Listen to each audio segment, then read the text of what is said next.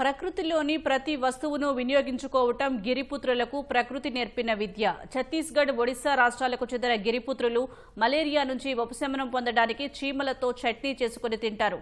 అడవుల్లో పెద్ద పెద్ద పుట్టల నుంచి చీమలను సేకరించి ఉప్పు, కారం, ధనియాలు కలిపి ఈ చట్నీ చేస్తారు. విశాఖలో జరిగిన పెసాబ్ ఉత్సవ్కు ఛత్తీస్గఢ్, బస్తర్ జిల్లా నుంచి వచ్చిన గిరిజనులు ఈ చీమల చట్నీ రుచిని పరిచయం చేశారు.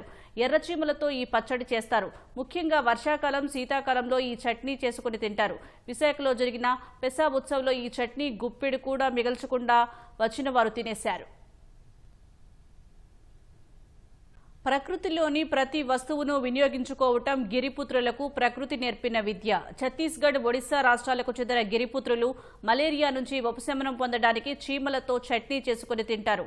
అడవుల్లో పెద్ద పెద్ద పుట్టల నుంచి చీమలను సేకరించి ఉప్పు, కారం, ధనియాలు కలిపి ఈ చట్నీ చేస్తారు. విశాఖలో జరిగిన పెసాబ్ ఉత్సవ్కు ఛత్తీస్గఢ్, బస్తర్ జిల్లా నుంచి వచ్చిన గిరిజనులు ఈ చీమల చట్నీ రుచిని పరిచయం చేశారు.